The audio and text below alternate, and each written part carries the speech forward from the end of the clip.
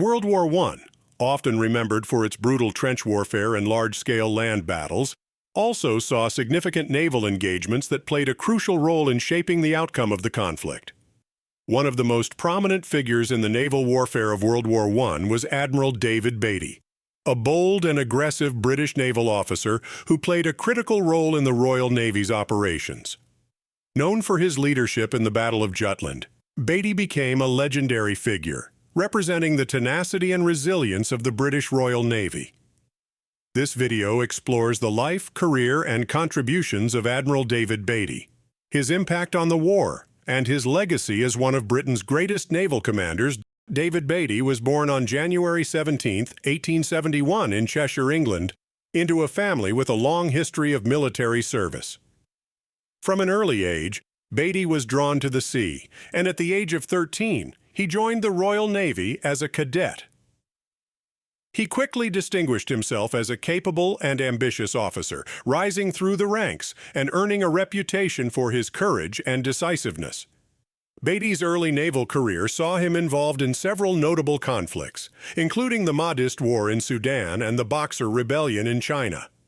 His experiences in these imperial campaigns gave him valuable battlefield experience and helped shape his leadership style. By the time World War I broke out in 1914, Beatty had risen to the rank of Vice Admiral and was seen as one of the rising stars of the Royal Navy. At the outbreak of World War I, the Royal Navy was tasked with maintaining British control over the seas and ensuring that Germany's powerful high seas fleet could not challenge British naval supremacy. One of the first significant naval engagements of the war occurred in August 1914 at the Battle of Heligoland Bight, where British forces engaged German ships near the North Sea coast.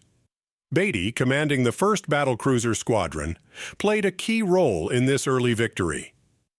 His swift and aggressive actions helped to trap and destroy several German ships, earning him widespread acclaim. The victory at Heligoland Bight boosted British morale and demonstrated that the Royal Navy was prepared to maintain its dominance over the seas. In January 1915, Beatty once again demonstrated his leadership in the Battle of Dogger Bank, another significant naval engagement in the North Sea. This battle saw British and German forces clash in a bid for control of the strategic waters.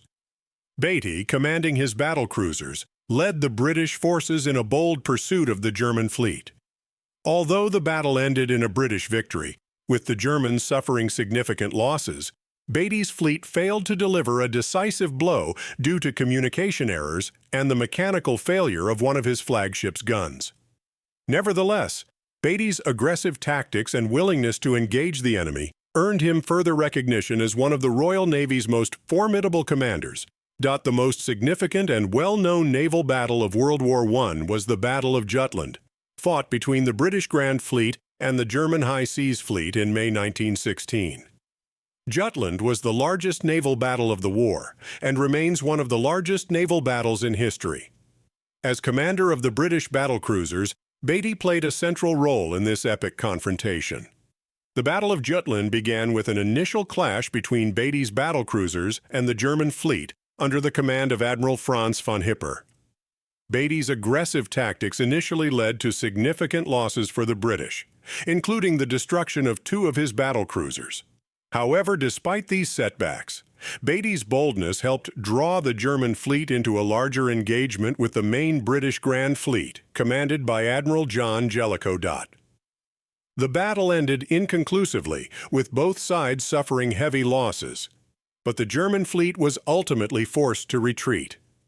While the Royal Navy did not achieve the decisive victory it had hoped for, Jutland confirmed British naval superiority by keeping the German fleet confined to its ports for the remainder of the war. Throughout his career, Beatty was known for his aggressive and risk-taking approach to naval warfare.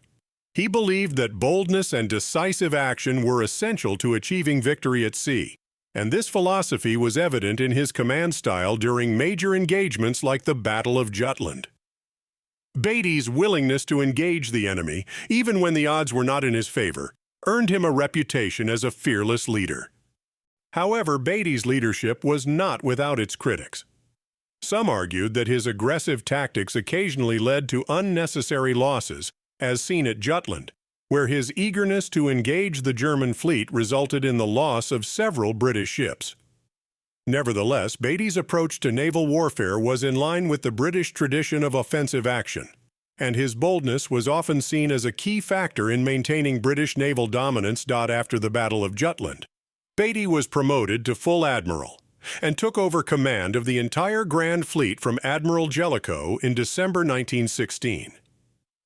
In this role, Beatty continued to oversee the Royal Navy's operations in the North Sea and played a vital role in ensuring that the German fleet remained blockaded and unable to challenge British control of the seas. Beatty's leadership during the final years of the war was marked by his efforts to maintain the Royal Navy's readiness and morale. While the German fleet remained largely inactive, Beatty was prepared for any potential confrontation, and his command ensured that the Royal Navy remained the dominant force at sea until the war's end. After the armistice in November 1918, Beatty led the British fleet to receive the surrender of the German High Seas Fleet, a moment that symbolized the Royal Navy's triumph and the end of Germany's naval ambitions. His role in securing the surrender of the German fleet cemented Beatty's place in British naval history. Following the end of World War I, Beatty continued to serve as a prominent figure in British naval affairs. He was appointed First Sea Lord, the professional head of the Royal Navy, in 1919, a position he held until 1927. In this role, Beatty oversaw the post-war restructuring of the Royal Navy and played a key part in shaping British naval policy in the interwar years. Beatty was also a vocal advocate for maintaining a strong navy in the post-war world. He believed that the Royal Navy had been instrumental in securing victory during World War I, and that its continued strength was essential to preserving British influence and security. His work in ensuring the modernization and preparedness of the Navy during the difficult interwar period was one of his lasting contributions to British military history. Beatty's influence extended beyond his time in uniform. His leadership during the war and his efforts to shape the future of naval warfare made him a revered figure in British history. His legacy as a fearless and bold naval commander continues to inspire future generations of naval officers. Admiral David Beatty's contributions to World War I and the British Royal Navy are unparalleled.